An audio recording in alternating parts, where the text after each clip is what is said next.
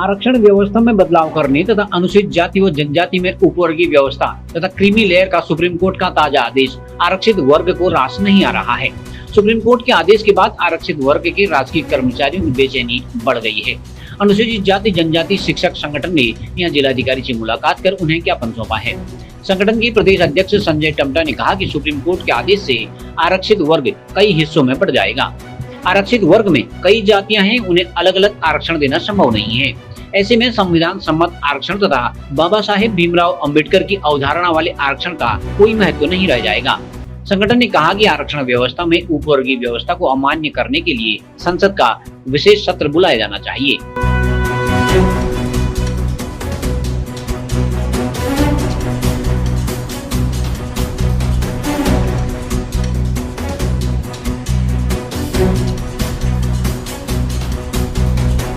Sir, सरकार से हमारी डिमांड जो है हाल ही में जो है 1 अगस्त 2024 को माननीय सर्वोच्च न्यायालय की जो 7 जजों की जो बेंच की ओर से जो SC/ST वर्ग में उपवर्गीय आरक्षण और क्रीमी लेयर का जो आदेश आया है उसको लेकर पूरे देश भर में जो है SC/ST वर्गों में कर्मचारियों में शिक्षकों में बड़ा आक्रोश व्याप्त है।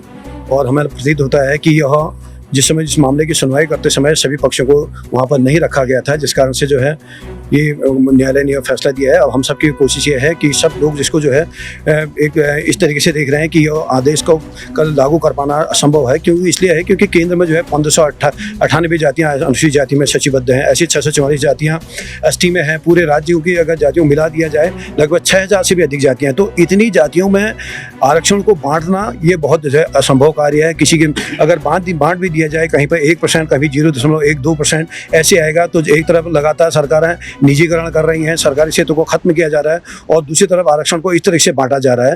तो इसलिए हम जो है आज जिलाधिकारी महोदय के माध्यम से ज्ञापन दिया गया है माननीय महामहिम राष्ट्रपति जी को, माननीय प्रधानमंत्री जी को और उत्तराखंड के अपने महामहिम राज्यपाल जी को और माननीय मुख्यमंत्री जी को। हमारी मांग है कि इसको ये अनुच्छेद 341 के अनुसार यह शक्ति संसद के पास है और ये न्यायिक सक्रियता का एक सशक्त उदाहरण है इसमें, जिसमें न्यायालय ने व्यवस्थापिका के कार्य क्षेत्र में जाके अपना कानून बनाने का प्रयास किया गया है।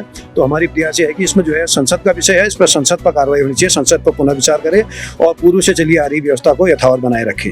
सरकार ने तो कहा है कि हम इसको लागू नहीं करें। सरकार की तरफ से तो अपने बयान है, फिर भी आपको इतनी चिंता क्यों?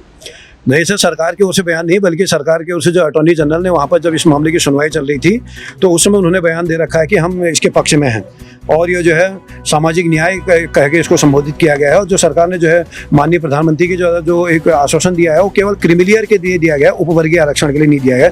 जबकि उपवर्गीय आरक्षण तो जो है और भी ज़्यादा घातक है, समाज को बांटने वाला है। ये बहुत खतरनाक स्थितियाँ इसमें बन रही हैं, इसके दूरगामी परिणाम अच्छे नहीं होंगे। इसलिए हमारा पुनः अनुरोध है कि इस मामले को जो है न्यायालय पर न छोड़ा जाए, बल्कि इसमें संसद कानून बना के पुरानी व्यवस्था को यथावत बनाए रखे। जी, ये रिजर्वेशन को लेकर जो डिसीजन सुप्रीम कोर्ट का है, माननीय सुप्रीम कोर्ट का, इससे जो है संपूर्ण SC/ST वर्ग में जो है बड़ी नाराजगी है और जिसमें उपवर्गीकरण और क्रीमी लेयर और उसकी बात की गई है, उपवर्गीकरण की बात की गई है। और ये जो है इससे पहले सरकार को जो है इसमें आंकड़े तय करने चाहिए थे। आकलन अभी तक का जो है डाटा पूरा आना चाहिए था और ये असंभव कार्य है। और हमारी जो है सरकार से अनुरोध है कि संसद इस पर जल्दी से जल्दी जो है एक एक्ट बनाए और इसको पूर्व की स्थिति में इसको लाए। जैसे पहले रिजर्वेशन की व्यवस्था जो संविधान सभा जब में डिबेट चली थी उस समय जो है ये बहुमत से जो है रिजर्वेशन SC/ST को दिया गया है।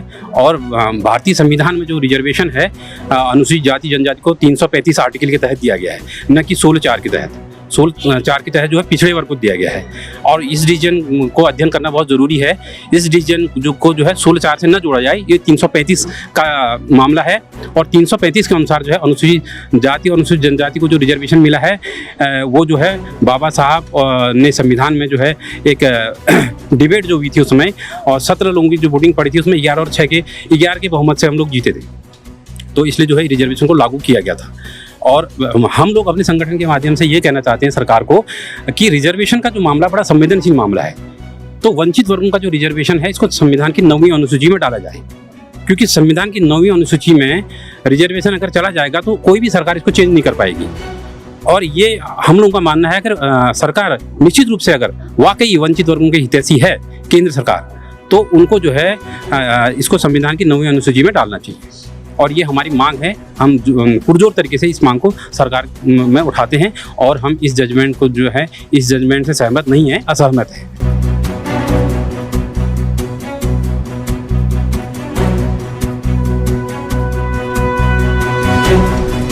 सीसीएन न्यूज के लिए ब्यूरो रिपोर्ट बागेश्वर।